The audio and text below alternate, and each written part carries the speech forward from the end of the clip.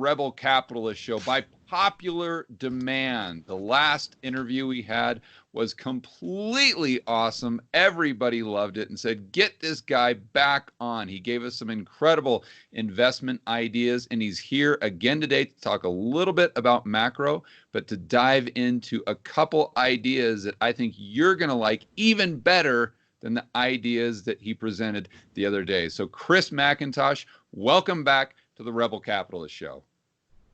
It's good to be here, George. Thanks very much for having me on. All right, buddy. Let's just dive right into the questions. Right now, we've got this really interesting situation with the S&P 500, where it goes down faster than it's ever gone down in history. And correct me if I'm wrong on that. And it goes down by like 33%. Then we have this huge rebound. I think 4,000 points it gains. And then it's kind of just gone back and forth. Now it seems like we're in this holding pattern where you're kind of asking yourself, okay, is all of the downside to what's going on with the we'll call it the illness for YouTube, is all the downside already priced into the market? And I hear a lot of bulls saying that. From my standpoint, I'd say, well, maybe that's true, but the 700 in QE, the QE Infinity, the repo, all the other money printing that's going on, the Fed stimulus, 2 trillion, or excuse me, the federal government stimulus, 2 trillion, all that's baked into the market as well. So are we at a fair value right now, or do you see this kind of being the eye of the storm? I actually just think that's the wrong way to look at it, because your risk of getting whipsawed is high. Mm-hmm. And what I mean by that is if you kind of just step back and say, okay, like we can take, here's the problem. Markets are forward looking. So you're looking at any particular, like it's just when you say the markets, it's a collective of all those companies. And we pulled out one of those companies, like Apple as an example. Yeah, right. And you say, okay, what's Apple valued at today? And that's when you're trying to value it today, you're actually valuing it based on what it's going to look like tomorrow. That's all that we're doing. Like today's value is actually just a representation of what we think it's going to be like tomorrow or in a year's time and so on and so forth. So when you look out and you go, okay, fine, what are its earnings going to be? What are have the expenses gone down and all the normal types of things that you would value any business on. So forget about Fibonacci levels, excuse me, forget about any of that sort of stuff. What you're just looking at is saying, is this business viable? And is it cheap or is it expensive? The difficulty is that the market, participants in the market don't quite understand, or they don't know what that future looks like. And on a normal basis, if you didn't have any interference, then you've got less metrics to work with, which makes it easier. You simply look out and you go, okay, you have to make some base assumptions. You say, okay, well, we think possibly GDP is going to contract by, and you come up with some figure which is based around unemployment numbers. It's based around how many industries have closed, how many you think will actually open, and how many will actually go away, and so on and so forth. And you work through all these various matrix of different guesswork, really, which is all that analysts do, and you come out with some figure and you go, okay, I think that's what the economy is going to look like in 6 months' time, in 12 months' time. As a consequence, what should Apple's earnings look like? And you can come to a figure, and then you can work it back and go, oh, is it cheap or is it expensive? Now, the issue that we have today that makes this more complex is that that's based on a market without any interference. But we've got you're talking about Fed intervention. But we're talking about massive interference in both from the Fed as well as from governments in terms of. So the Fed's they're doing QE and they're doing a whole host of different things. But on top of that, you've also got government stepping in with bailout packages for individuals, for corporates, all these other things, and that is such a fast-moving target. I mean, it's almost every day we wake up and there's some new something, and a lot of it's not even getting mentioned because it's not top-line news. It's top-line news if it's a $2 trillion package, but there's a whole lot of other pork that gets thrown into different sectors, and and it's very difficult to keep track of it all. And so that changes all of those dynamics around what is, I'm just using Apple as an example. What's Apple's future earnings? What should they look like? For me, if look, I don't know. The Bulls might be right. The Bears might be right. And I've got friends on both sides of that aisle. And Mm-hmm. I'm preferring not to play that game per se. What I prefer to do is really just step back from all the chaos. We know that there's demand destruction. We know that there's supply destruction. This is the first time that we've actually really ever had both at the same time. Yeah. And then we've got this phenomenal stimulus, call it what you will, just call it intervention. That historically was always, well, certainly post GFC, in fact, even prior to that, it was QE, and it was a manipulation of the yield curve, so it was a credit stimulus, right? And I think we've reached the end of that particular game because in fact, we've seen that the Fed cut rates, didn't the market just kept falling, and Right. so the credit stimulus side of things has pretty much run its course.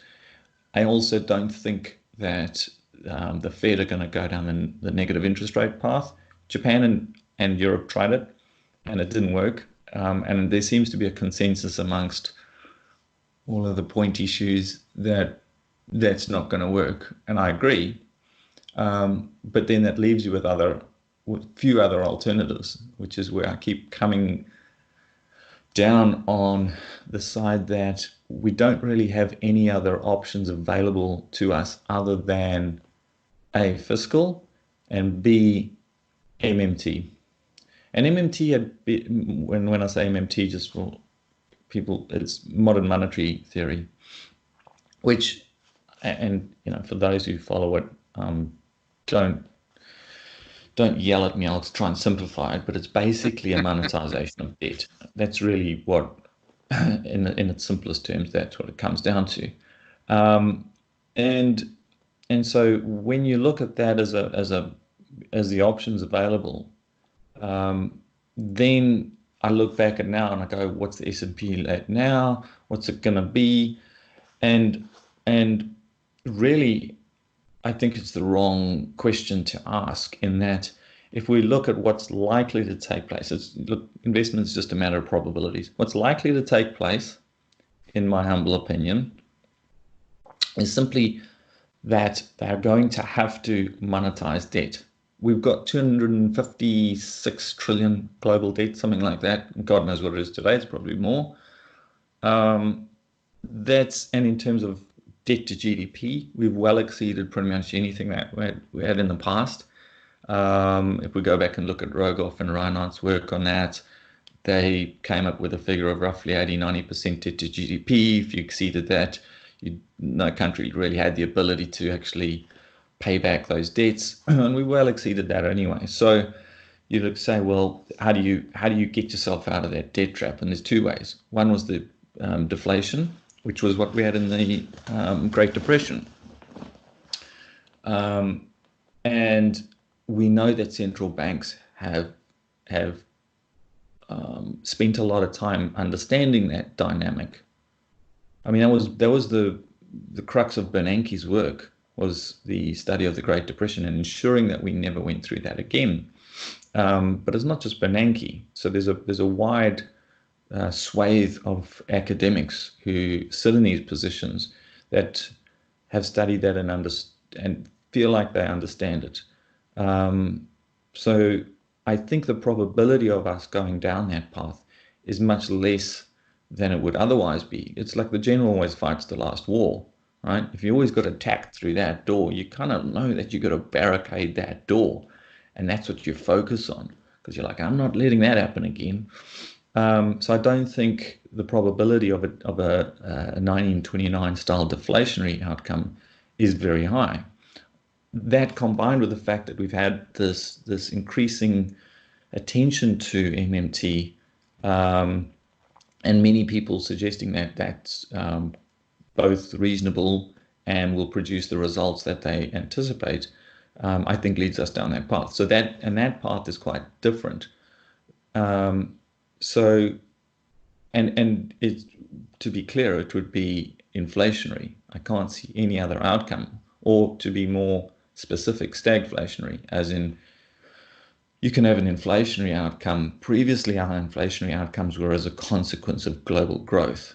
And that's another problem. People say, well, you can't have inflation because growth's falling. Well, that's just rubbish. You can easily have an inflation in any particular asset price, whether you have a broad deflationary environment or a broad inflationary environment. You just think about something like Asian swine flu or Asian bird flu.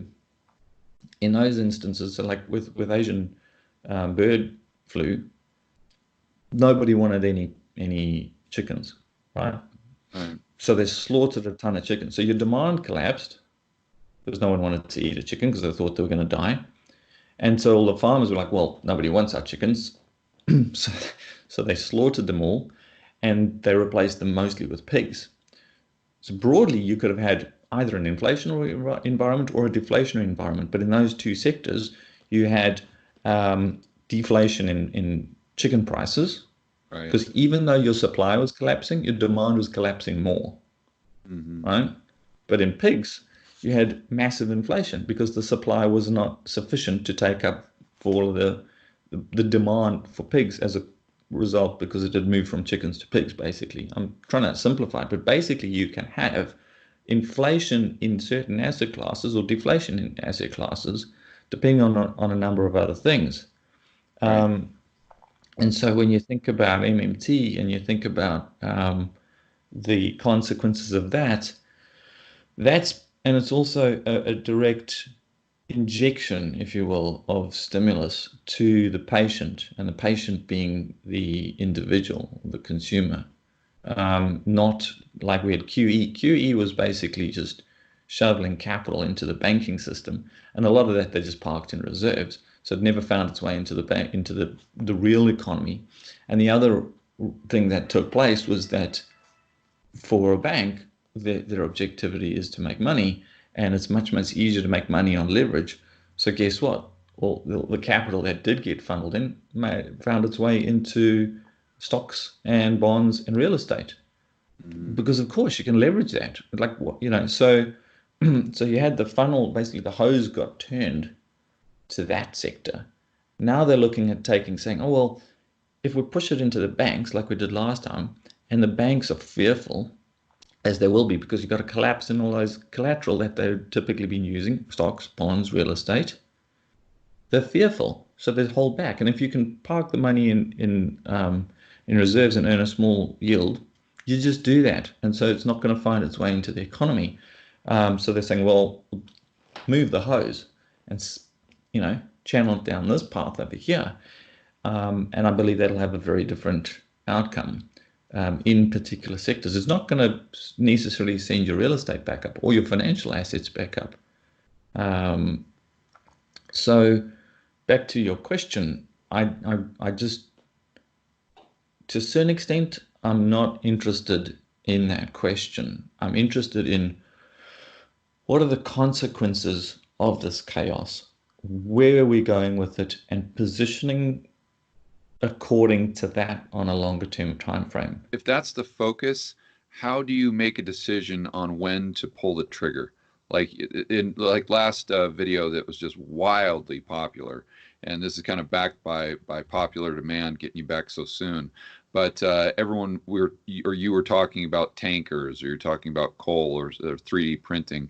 So how do you know? Okay, like today, as an example, we're in this holding pattern. We don't know if the bulls are right. We don't know if the bears are right. So do you pull the trigger on one of those now, or do you wait a week, or do you scale in? How do the pros do it, or how do you do it with your fund? I think the way to think about it is you buy things when they're cheap and you sell them early. It's You're telling me what I tell everybody. Literally don't. Here's the problem. No one's going to know. I mean, like, unless you're a technical trader, and I've got some friends that are very good at that. And look, that's a different game altogether. 90% of people can't play it, and I mean can't play it because psychologically it's very tough. Right. I traded FX for just under 2 years full time, and it was one of my most profitable periods of life. But it was I was a shitty person to be around. Yeah. It was not good. It was not good for me. It wasn't good for my family. It wasn't good for anyone. And the reason behind that is because it's incredibly stressful. Yeah. Um, your average person shouldn't put themselves in a position like that. And I don't put myself in that position anymore either. Um, I just don't. So when to pull the trigger? Look, if something, think about a business. So if you're going to buy a business that's not a listed equity, let's say you and I decide, fine, we're going to go and buy, um, I used the example of a gas station the other day. Just yeah, a a gas gas station. station. We're going to sit down, we're going to look at what the balance sheet looks like, we're going to look at the income statement, we're going to value this thing, and we're going to say, would we own that company? Is it going to pay us every year to own this thing? And can we staff the place? What's our OpEx going to be? What's the work that we might need? We factor it all in and we come up, we go, yeah, this is a great business. It's on the main highway. There's always going to be traffic. Cool, this is a good business. And we don't worry about what the market out there might price it at tomorrow or the next day or the next day. We just say, is it going to pay us? In terms of return on our capital, yes or no? What is the price we'd be prepared to pay?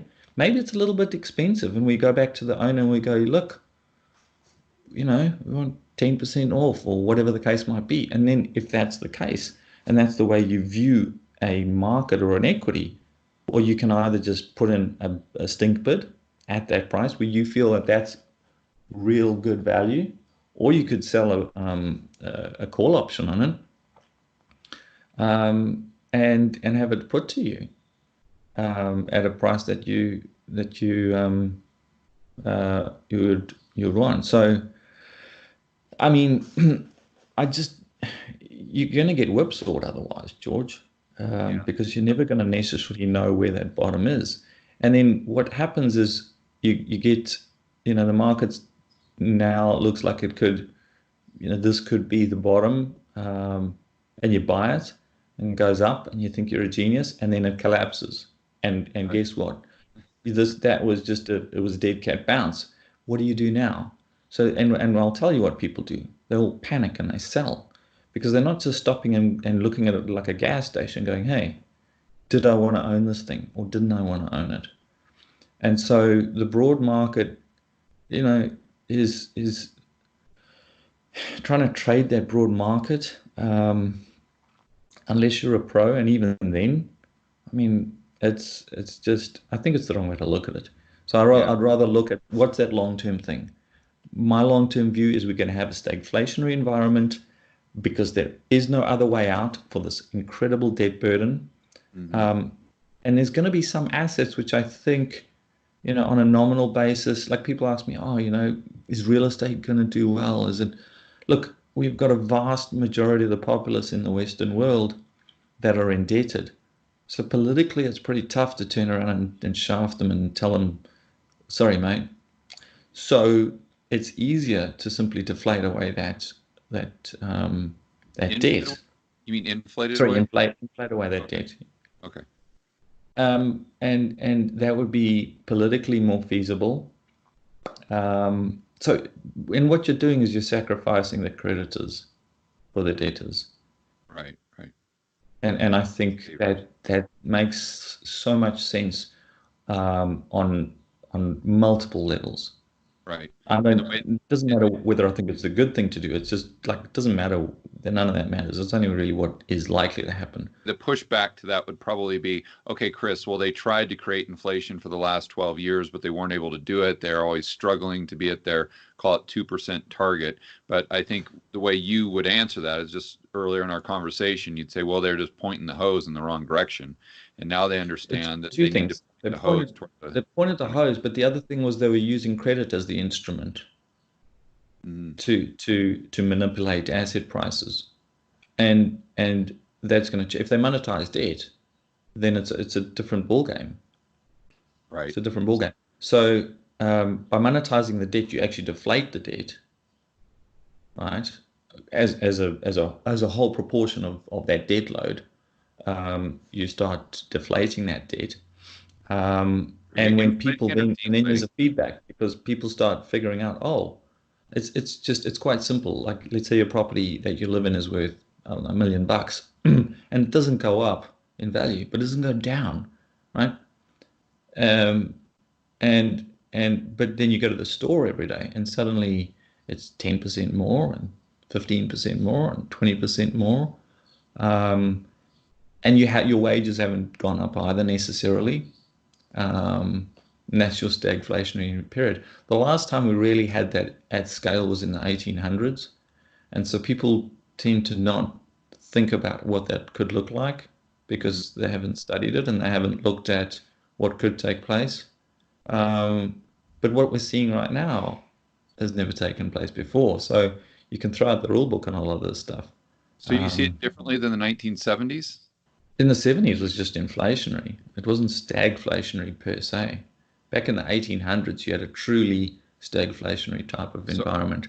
so how would you define stagflation? Because the typical uh, definition I hear is just high inflation, high unemployment. So your misery index is extremely high. Do you have a different way of seeing it? Yeah, well, no, that's pretty much it. It's a stagnant economy. So your economy isn't growing. Where if people wanted to get an idea of what it looks like, it tends to be statist economies.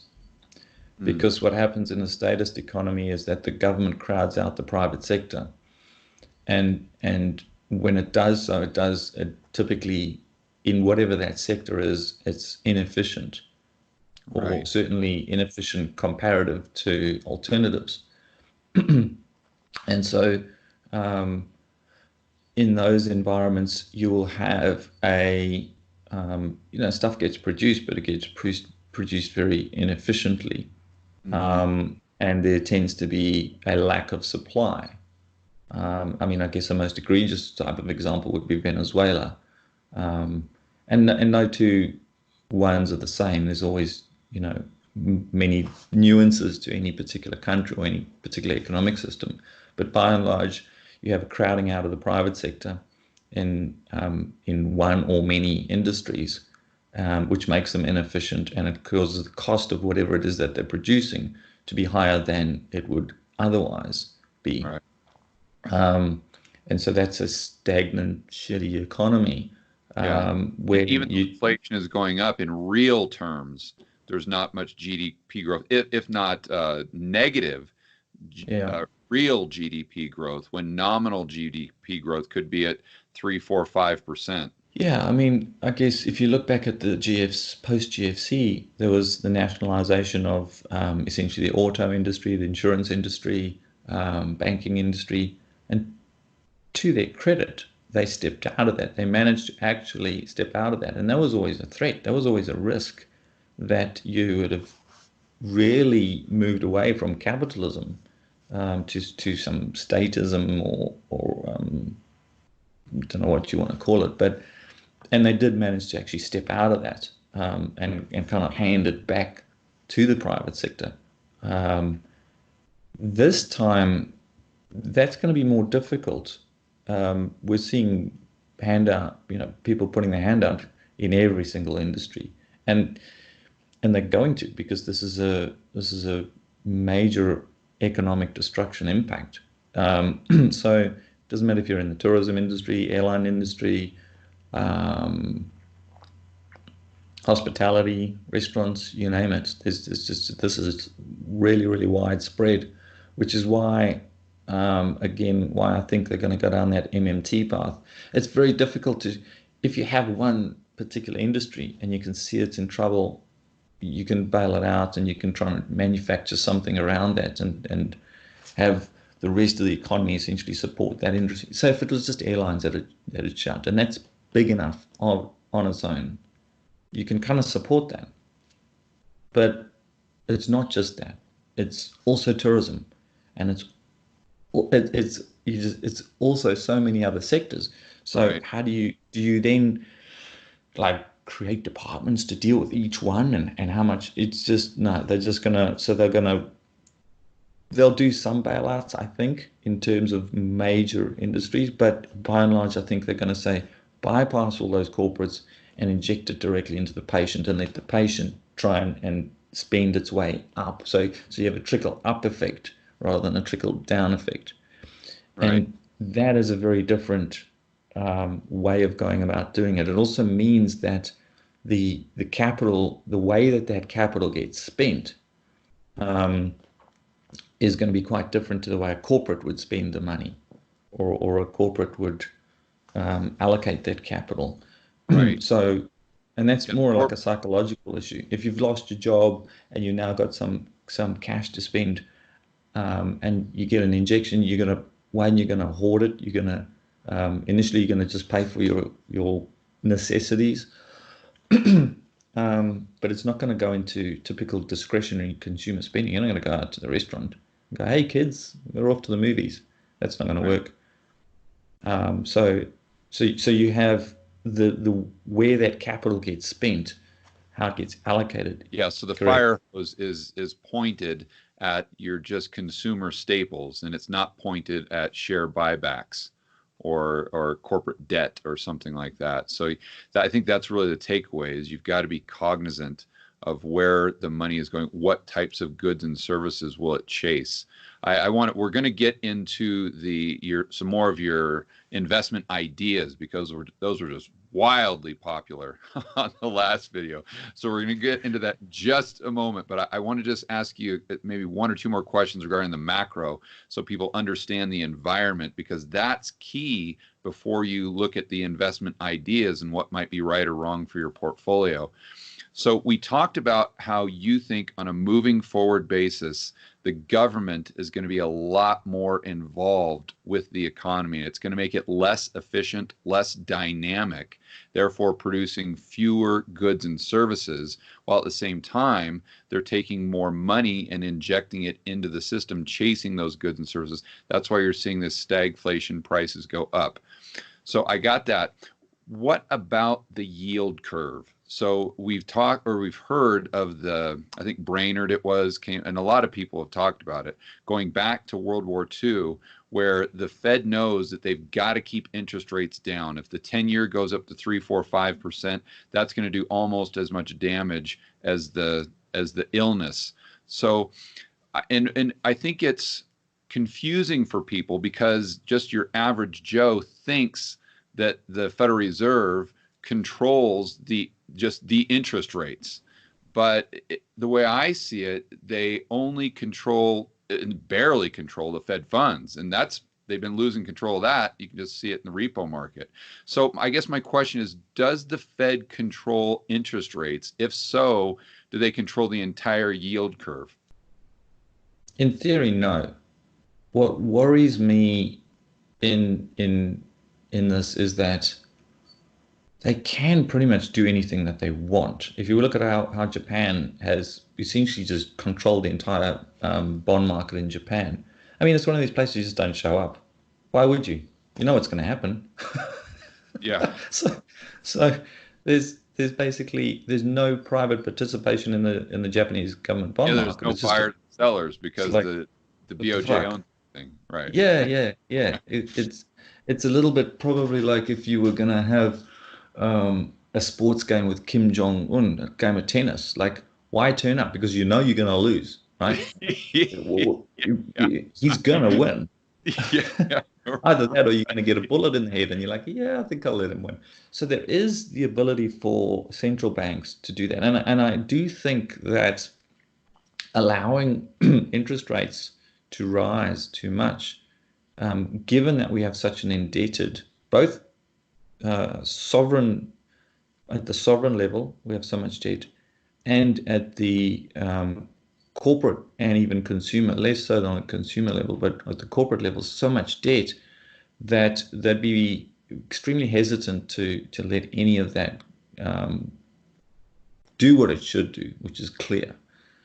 Because a clearance at this point would just be freaking catastrophic. It would just, so I think and I think that's why they'll just need to inflate away that debt over time, And that's which why is they kind of what peg they the did. yield curve. So, and if I'm seeing it right, so they try to peg the yield curve, meaning, and what that means is, let's say the 3-month T-bill, they don't not having too much problem with that, but the 2-year, the 10-year, the 30-year, they've got to keep those rates down. And the way that the Fed would keep those rates down is they would print more money to buy the bonds. That creates more demand. It drives the price up and the interest rate down. But, and correct me if I'm wrong, but that's the only way that they could try to control the long end of the curve. Is that correct? And that's why it's inflationary, That's because that's more money in the economy, right?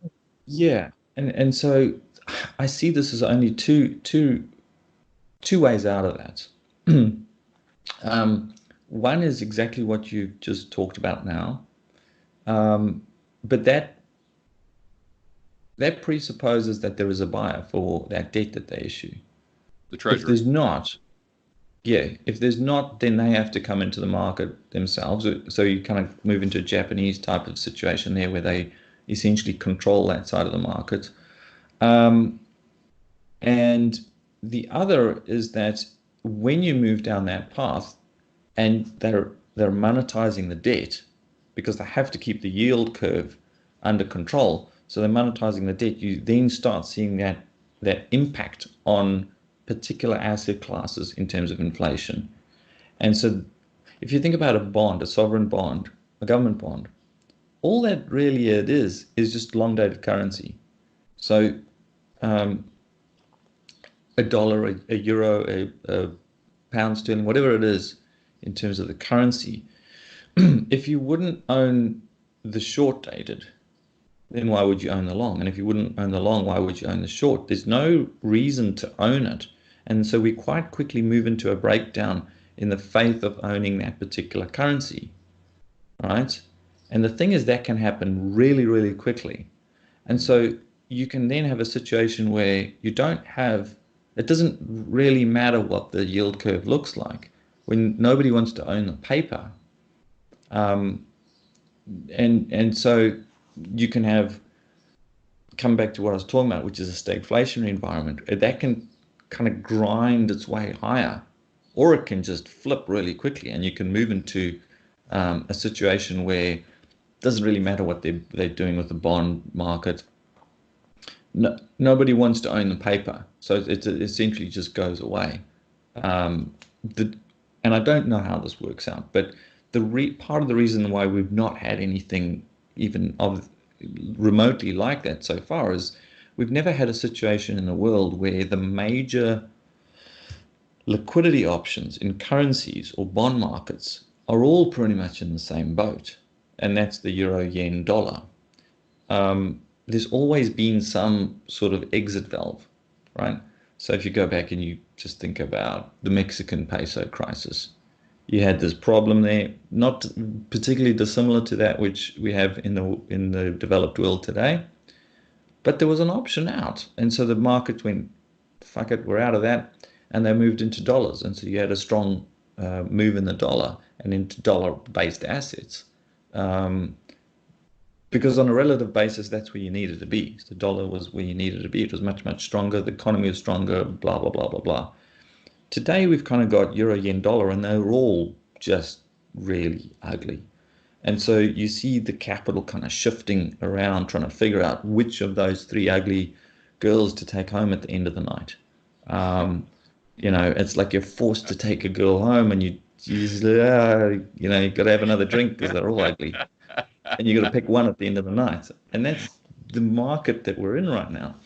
Um, and that actually it, it creates more systemic risk because it's allowed those participants to do things that they would never have been able to do in isolation. Their currency would inflate to oblivion. Yeah, and the bond market, the bond vigilantes have always, you know, fixed that problem to a certain a certain extent. You go back to like the Asian crisis. I mean, that was it. You had you could the bond vigilantes figured out. I'll say bonds. I mean, it was just the market really figuring out that you had over indebted um, countries and originally developers, but just equity markets and a mispricing of assets. And so they called it out, and you had that shift of capital that left from that area and went somewhere else, but it had somewhere else to go, George. Right. In this instance, large pools of capital don't have anywhere to go. And so they've kind of been stuck in this Hotel California. If you're a big currency trader, one of the sovereign wealth funds or anything of that, even doesn't even need to be that big, and you need to move a portion of your portfolio.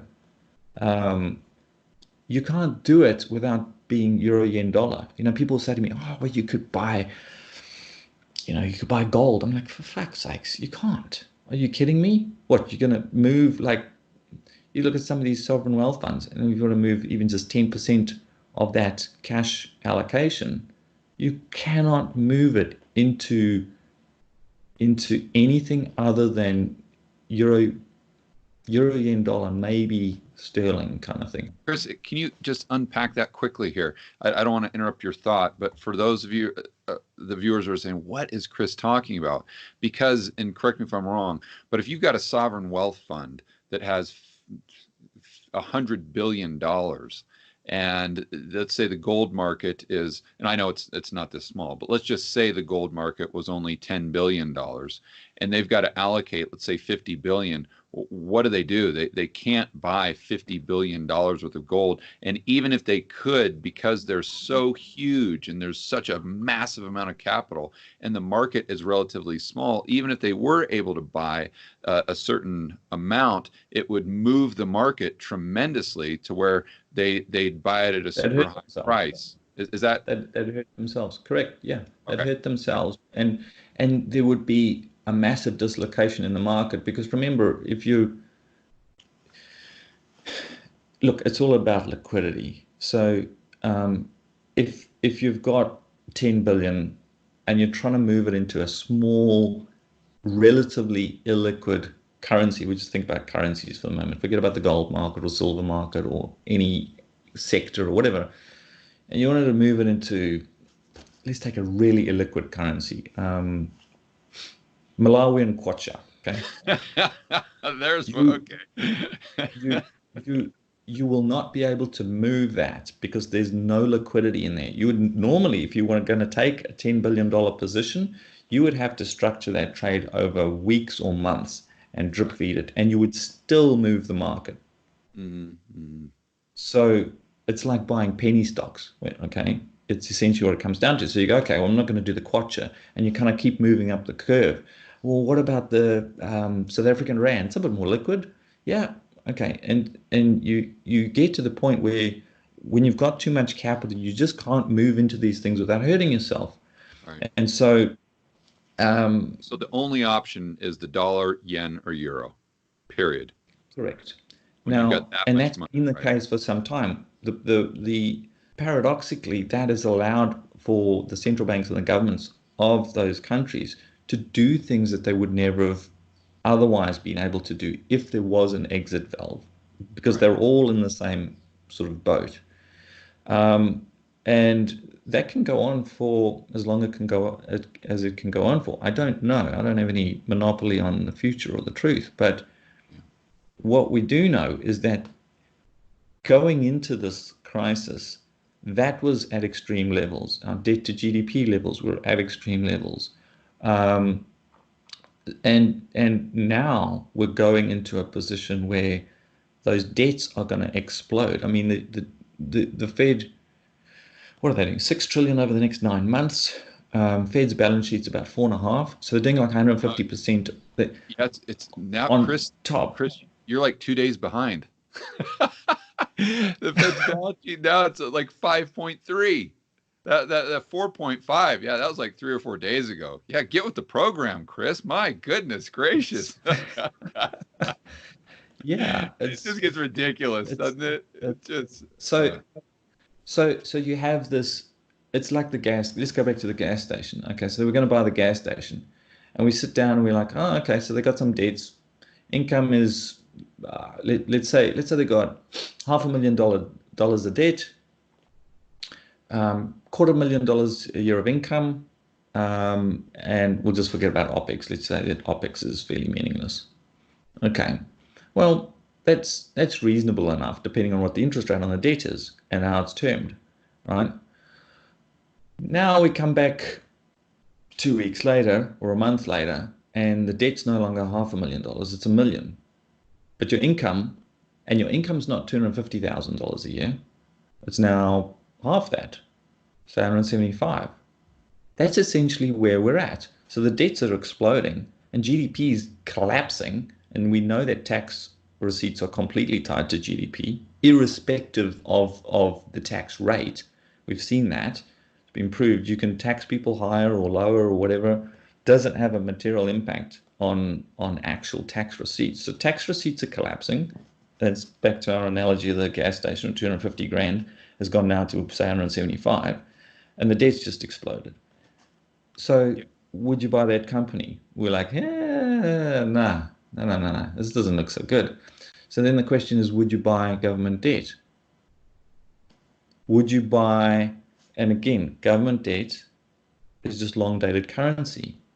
So there's a period, I believe, a window where people are in this crazy, what I call the liquidity phase.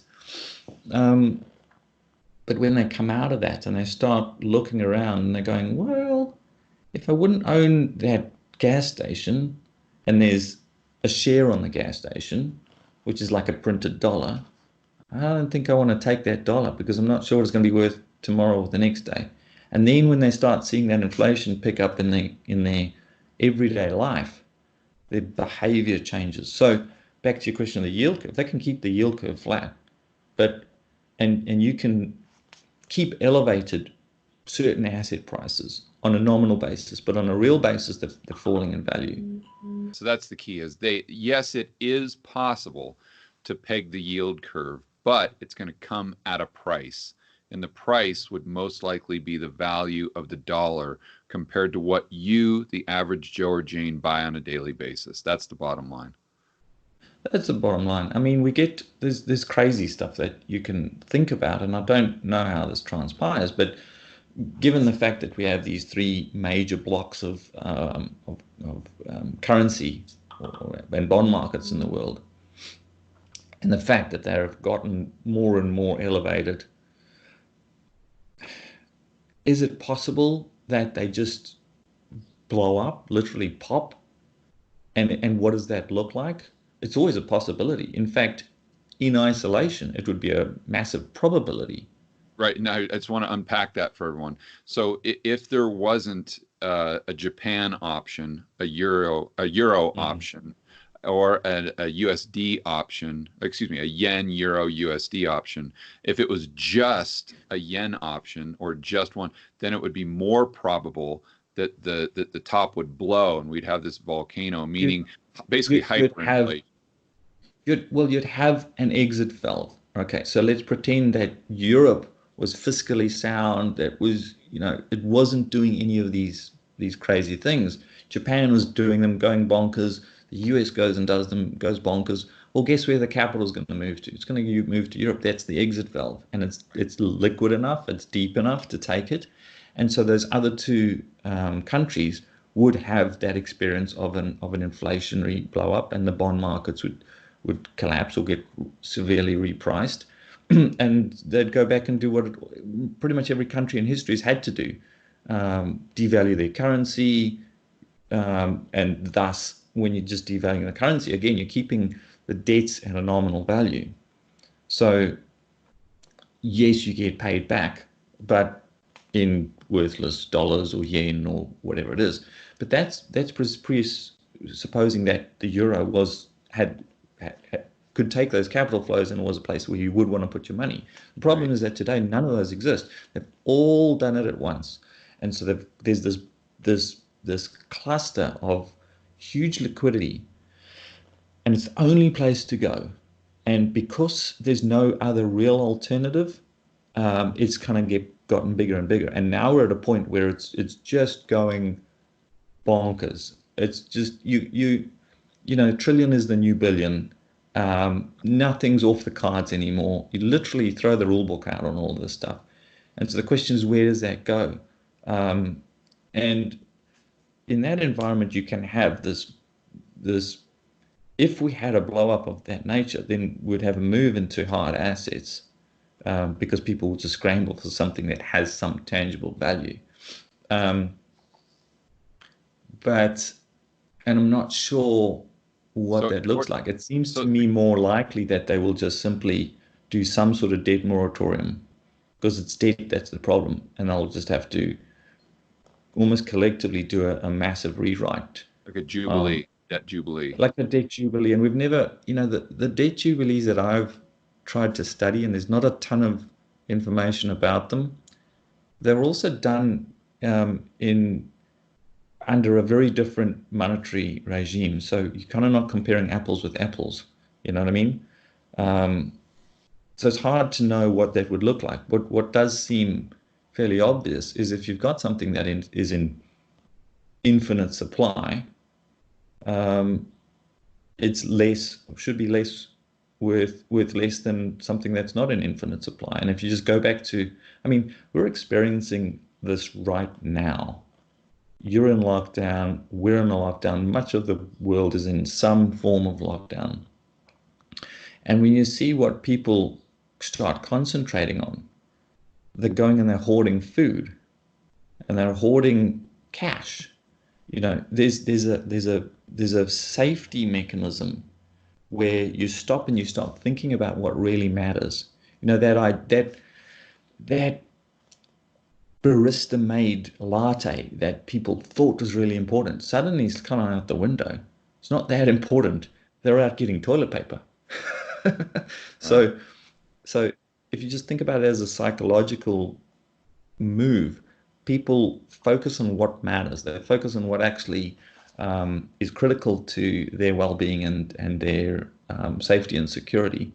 And then you can extrapolate that out to many other things. And I think there's plenty of opportunity that comes out of this. It'll be super chaotic, and I don't pretend to know exactly how it functions. But back to your question of what's the S&P going to do, largely I don't care. I really don't care. There will be moves up and down. I'm not buying the S&P. I might be buying some companies that are within the S&P, but that's a different kind of trade. What I'm doing is I'm going back to the gas station. I'm going, what is going to survive? What does it look like? What does it look like further out? And if it's really cheap, and some of the stuff is just painfully cheap, then I'll buy it. And then the way to deal with the inevitable gut-wrenching volatility is to ensure that your position sizing is such that you just don't have to worry about it. Mm-hmm. So if you went in and you put 50% of your portfolio into something you thought was like a bloody good deal. Look, I'll give you a good example. We talked about coal the other day. Yeah. And I think coal is basically very similar to the tobacco stocks in the 90s. So in fact, it's better. But in the 90s, every tobacco company was being sued because we found out that tobacco, lo and behold, kills you. So and what the market failed to understand was that you have a global market, and so they're very centric in terms of the Western world, which is where most of the media is concentrated on. And these things got absolutely obliterated, and they paid a few fines and everything else. No one was really paying attention to the fact that outside of the Western world, people still smoked, and they were increasing their consumption of cigarettes, particularly in Asia. And because they'd been repriced such that they were priced for bankruptcy, um, they were paying massive dividends. And if you had in the 90s just gone, look, these things are not going away. Cancer sticks are going to stay. People are going to, you know, and in Asia, if you paid attention, they're going to still smoke. Yeah, yeah. You would have just bought the snot out of them. And over the next that has been the best sector to date Really? Since the to be in. 90s? Since the 90s. There's been no better sector. And no one, and still nobody even knows it. And part of the reason was that you compounded all those dividend payments as well. Right. So so and look, that was just understanding the globe and looking at consumption trends and then the pricing on those assets. If we take something like coal today, it's in a similar sort of situation. Much of the Western world has decided that coal is the enemy and we can't use coal and so on and so forth. But if you just dig down and you look at, firstly, there's met coal and then there's thermal coal. They're very used for different things. So metallurgical coal or coking coal is used to make steel. And so if we just forget about thermal coal, which is burnt for electricity usage, which is still 40% of global electricity usage, but we put that aside, we say, okay, are we going to get rid of coal? Well, if you get rid of coal, you get rid of steel. So good luck with that. Right. Yeah. And are we going to stop building with steel?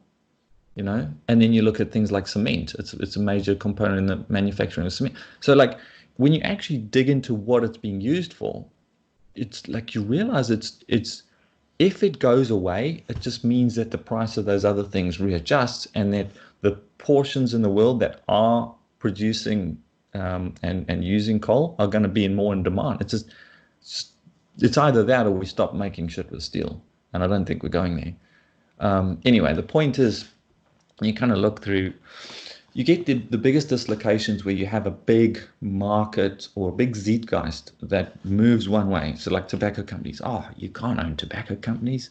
Are you mad? These things are going away. I remember all the articles, they're going away. We're not going to have them. And that was the best place to have your money in. You could have Yeah. just sat on that for like 20 years and you would have made out like a gangster. Yeah. And so, you know, This is a yeah, great segue, though, Chris, because I know a lot of the viewers who are watching this right now are just really super excited to hear some more of your investment ideas. That last video was just, I got a tremendous amount of positive feedback on that. Probably the most positive feedback I've ever had on a video, and that includes Peter Schiff and all those people that are really big names. So, and I can see why. Even when we were talking, what you were saying, it was just kind of like really the light bulb came on.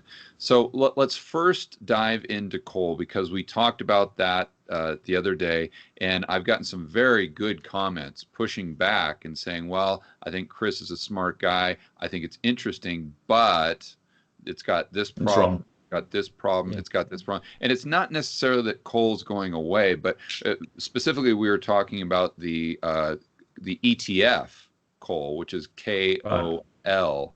So, and I was saying that, hey, listen, it's got this great dividend. It's, but one of the, and I'll just kind of give you some of the rebuttals, and you can kind of go over if you think that's correct or how you see that. And I think it's so important that whether we're looking at macro or we're looking at other investments, that in order to be truly educated and know that what you're doing is right for your own portfolio, I think you've got to be able to argue both sides extremely well. 100%. I think if you can just argue one side and just totally ignore the other side, I think you're doing yourself a disservice. So let's kind of play that game back and forth. First of all, with KOL, they only pay a dividend once a year. So you've got to hold this stock for the entire year and just hope that they make that dividend payment. And if they don't, then shoot, you've held this stock that's probably going down in value or down in price, and you don't get the benefit of why you own it in the first place. So what would you say to that? Because it's a great rebuttal. Yeah, I mean, there's two things, of course, because you can buy it for a dividend, but if your equity price goes down 10, 20%, like it doesn't really matter. Like, so that's the first thing. And again, if you go back and for anyone that's interested, you can have a look and dig into the tobacco stocks and how dividends were changed a lot in that very volatile period, and equity prices were very volatile. So, like if you went and you in what I think it was 97. I'm trying to think when the big there were a bunch of big cases that came out against like British American Tobacco got sued.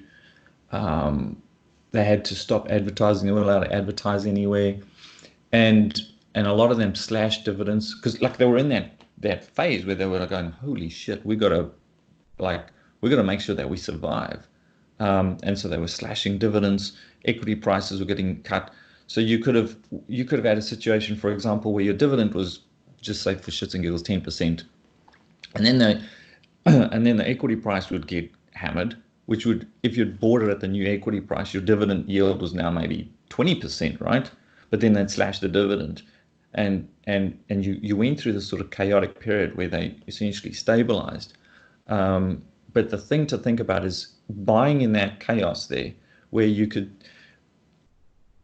It comes back to what I said at the start. Like you buy what's cheap. You're never going to know whether it will get. It might get cheaper, Hmm. but gas station, right? Would you buy it at a certain value? You go, yep, that's cheap. Tomorrow could, the owner could have said, hey, I'll take 20% less, and you get a 20% cut. But you're never going to know if that's the case or not. So you've got to buy what's cheap, and if the ability that you've got with the stock with fairly liquid stocks is that you can dip your toe in, and you can put in maybe a half a point position or something like that, and then even put in stink bids. But the point is you're never going to know exactly. But back to your question there, with with the tobacco stocks, over the course of like the next 20 years, if you'd put in what was the numbers we were looking at before? It was 97. If you'd put in, I think it was tenth, an investment of, that's right, it was an investment of about $15,000 between 97 and 2016. Just your dividend payments amounted to $50,000. Mm. So you put in 15, you got 50, and then the equity prices all repriced over time because you were buying it at that point where everyone had said these things are going away. They're not, they're finished.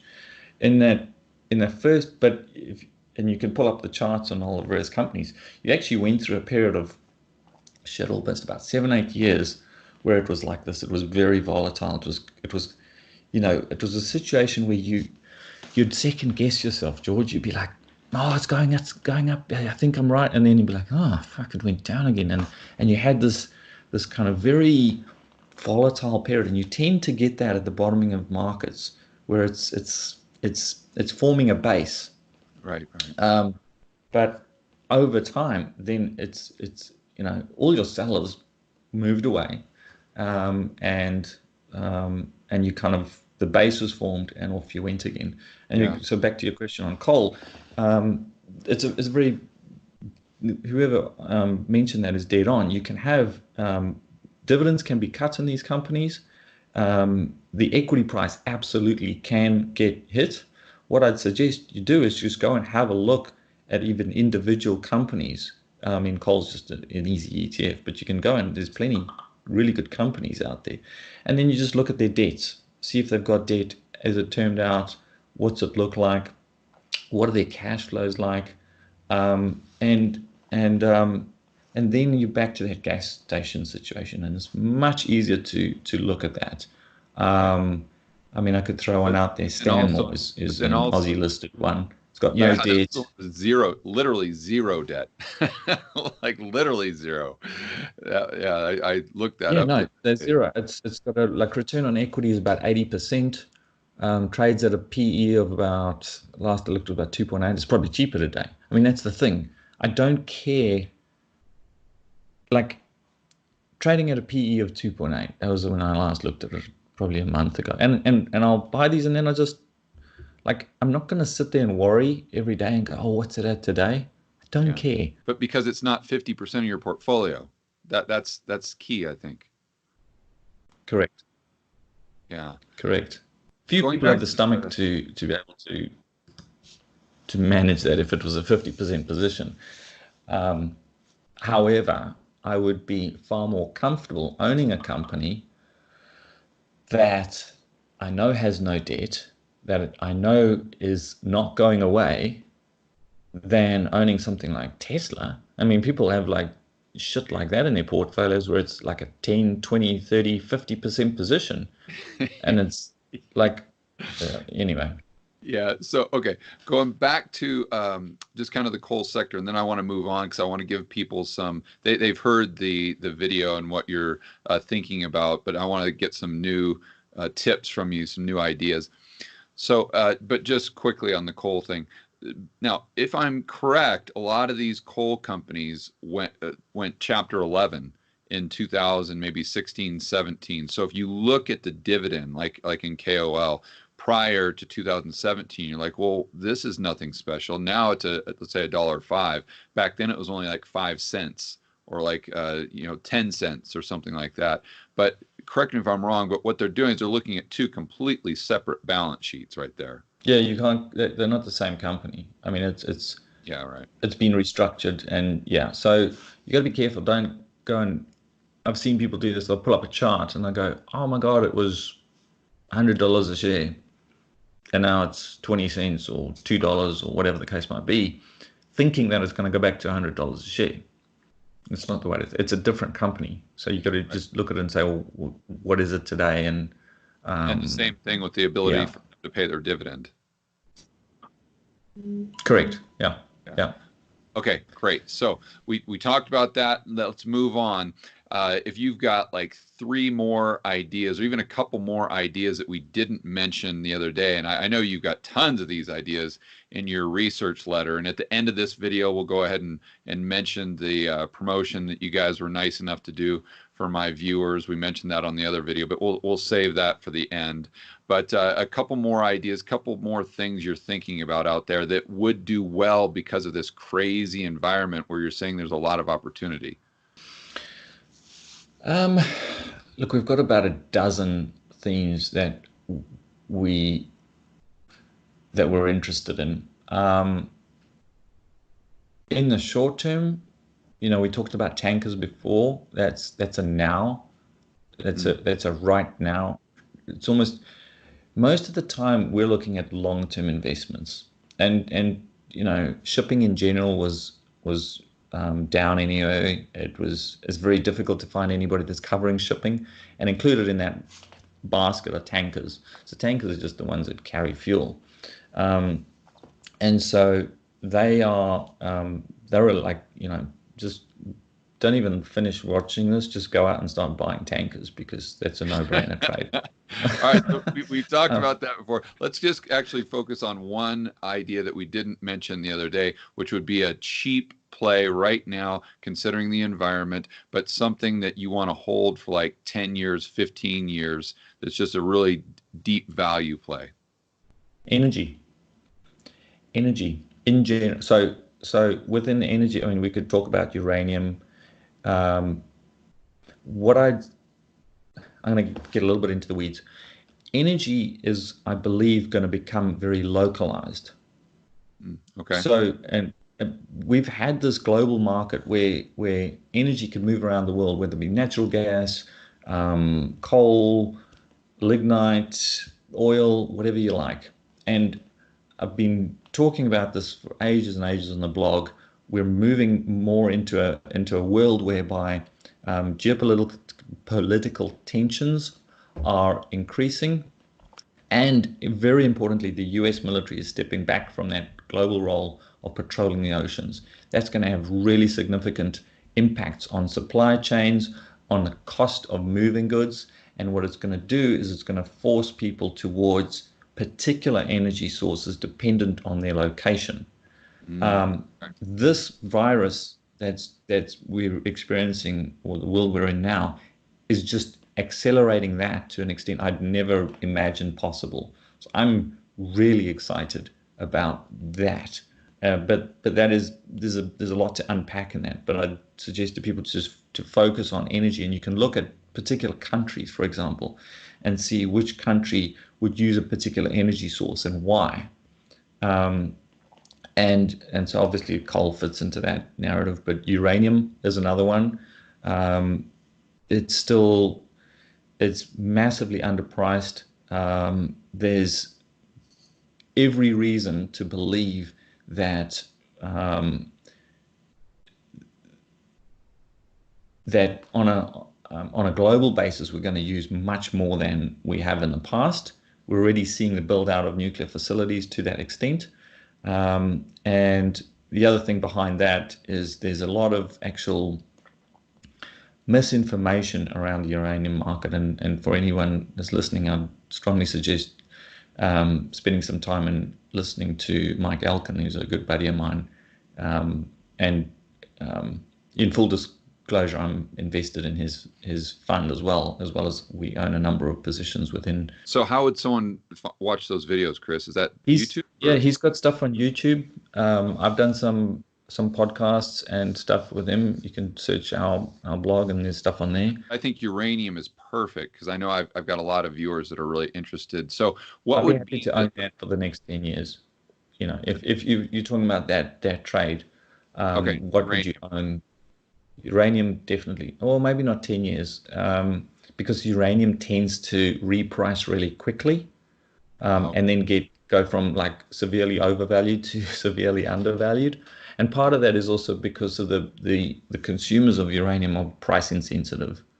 The utilities just don't give a shit really about the price. They need supply. Supply is most important because the cost component within a nuclear facility of uranium is tiny. It's inconsequential to their overall operations. right. So they don't really care what price they pay. What they do have to have is supply because they can't run the whole thing without it. And so it creates um, a very extremely exciting market if you're wanting like real asymmetric moves in any Yeah. particular commodity. But so uranium's really great one, but you don't need to So listen to me. You could talk, and then what would the bear argument be? The intelligent bear argument for uranium, and why would that be wrong? the intelligent bear argument revolves around what the industry pricing mechanism has been. And I don't really want to point fingers, but there's an industry um, consultants, I guess they're called, that the market uses to understand what the forward rate of uranium pricing is. Okay. Um, and I'm not sure if they're incompetent or if they are or what, but um, they're wrong. And I know that's a big thing to say, you know, but the issue is that no one's focused on that market for so long, and that kind of fell into the space of actually becoming the price providers in that space, and none of this should make sense. It doesn't make any sense at all. And so there's a severe mispricing in that market, and I don't really know exactly how long it takes for the market to figure that out. But as long as it doesn't figure it out, that's our window of opportunity, in my opinion. So that's uranium. I mean, I don't. There isn't a rational. I haven't seen a rational um, uh, bear argument against uranium. From what I've heard, there could be an alternate source that's and the name is escaping me. I apologize, but wasn't uranium. It's like this new type of energy source that is competing with uranium that they haven't used at all, but it could come onto the market and completely make uranium obsolete. You probably know what I'm talking about. Is there any Yeah, validity yeah. to that? It's funny. I used to run a venture capital firm, and I can't tell you how many people would send me through revolutionary new technologies that had the potential to do any number of different things across all sectors. And in my younger days, I would have gotten excited about it. Um, my answer now is show me industry using it. Now, that doesn't mean that some of these technologies might not have the potential to do that. They might. But until I actually see take up by market participants, it's irrelevant. It is irrelevant to me because even if it is the best thing since sliced bread, unless someone's going to use it, then it doesn't really matter. And of course, people will turn around and go, well, that's your huge opportunity. No one's figured it out. You should, but I could, if I had put $1 into every single idea like that seemed plausible, I would have spent $1 million. And you know how much I'd have to show for it today? Nothing. That's the reality. So investing is a matter of probability. And even if there's some technology out there that's wonderful and amazing, unless the market actually takes it up, it's not worth my time. The other thing is that I don't have the ability to understand. I'm not a scientist or a biochemist or whatever it is, depending on the sector. So I don't have the technical competency to really evaluate those, whatever it is, whether it's an energy source or whatever.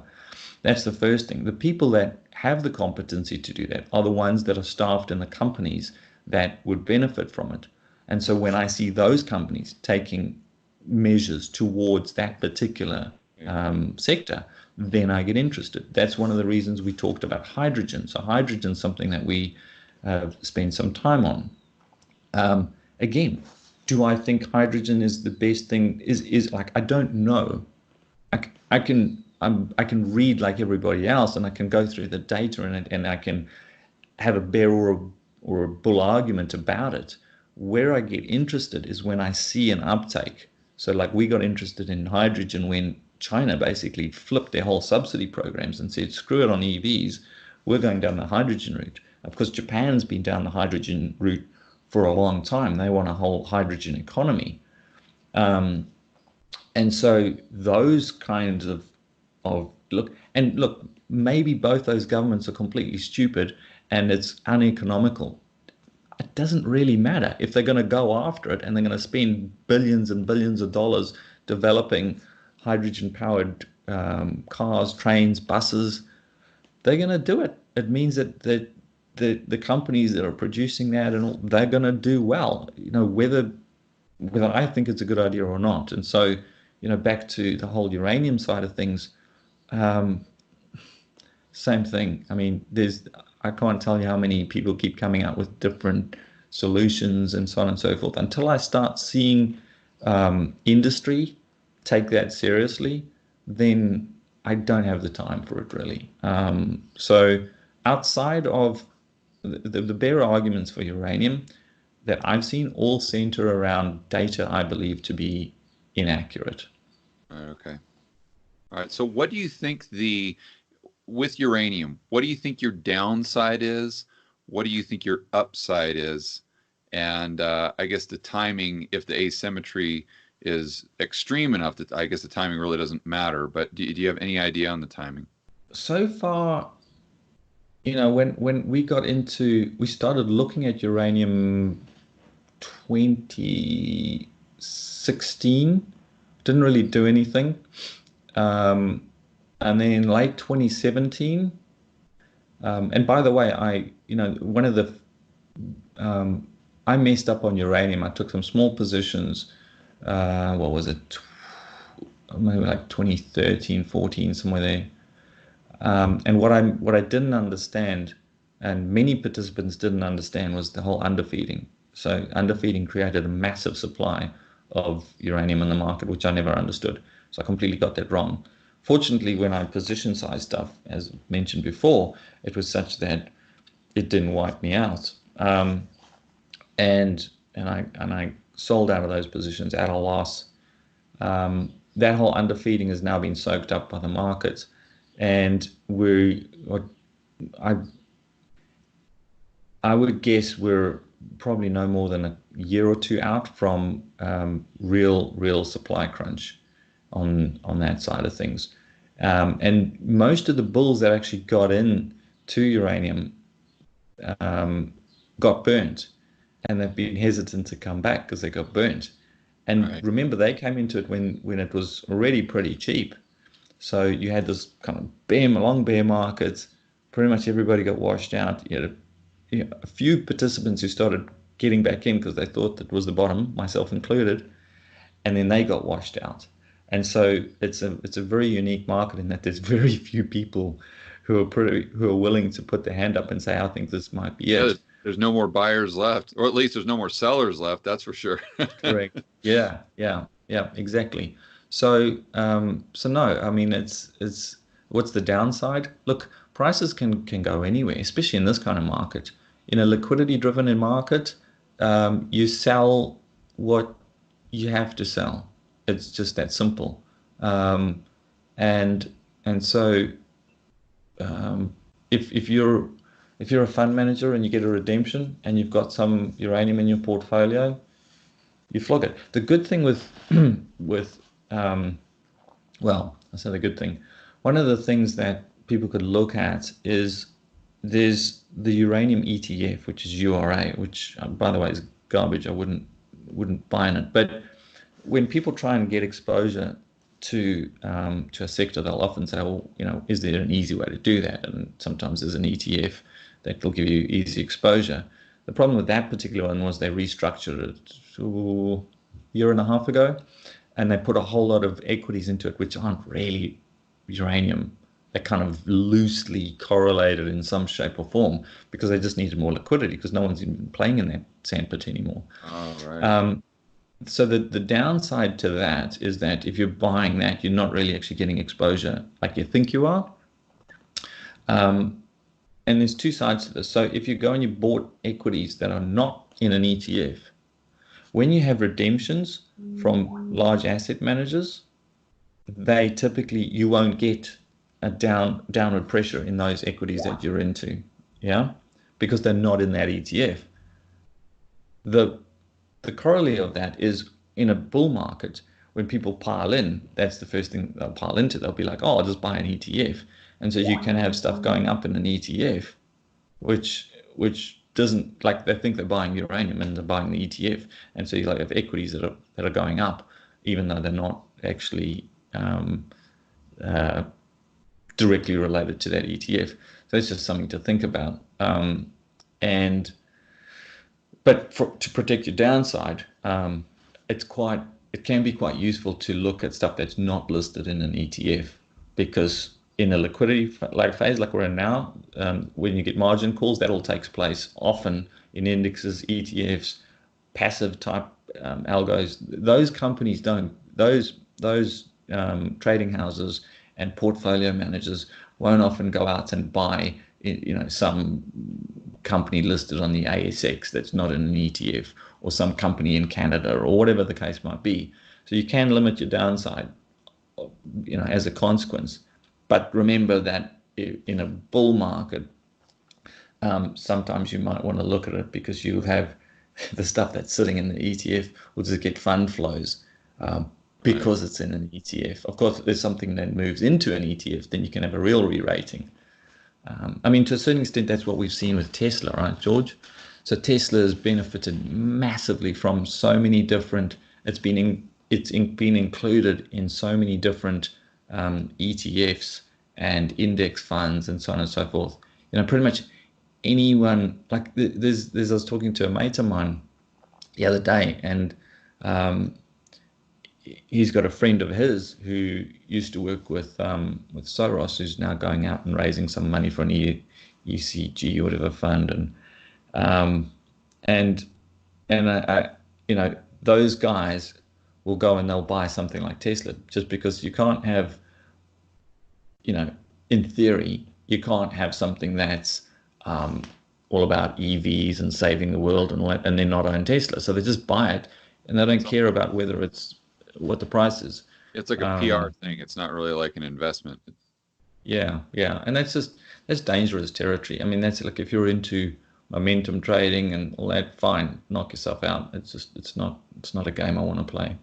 Yeah. So when you talk about these opportunities that may or may not be inside the ETF, and maybe some of them are on the Aussie exchange or the Singapore outside the US, for your readers, your retail people that get your research letter, are they able to participate in those? Do they just have to have an interactive broker account, even if they're Americans, or how does that work? Yeah, I mean, we always tell people that the best that I've come across is interactive brokers Mhm. for bread for the broadest market exposure. You can buy pretty much anything around the world. Um, it's got the best fee structure. Also importantly, IB don't run a prop desk. So, and what I mean by that is, if you look at a lot of the brokers that have screwed people over the years, it's where they've got a large asset management company, they've got a brokerage, division over here, and then they got their proprietary trading over here. And when these guys mess up, they dip in. That's what MF Global did, right? Was they dipped into the funds Mhm. from across that Chinese wall. Yeah. And so when I pick brokerage outlets and things of that nature, I'll always look and see, do these guys have a prop desk? And I know in theory and in law they can't commingle funds and all, but we've seen enough of that to, in the past where theory and law just get washed away in the time of a crisis, and your business is potentially going to go bust, and you've got the ability to go and tap client capital. Guess what people do? Um, and so, anyway, I guess my point is they don't have a prop desk. I don't have any proprietary trading, so you So don't run that sort of risk.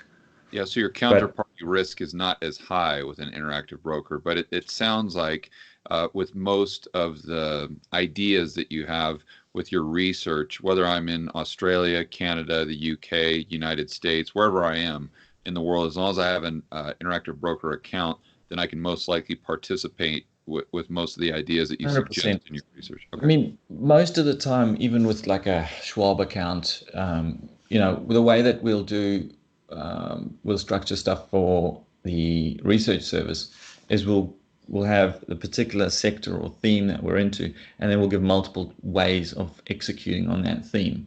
Okay. And that's because it's going to differ. Some of our clients are fund managers who will get into, structured options trades or whatever the case might be. And other people are just like, whoa, that's just too much for me. I just want something pretty simple.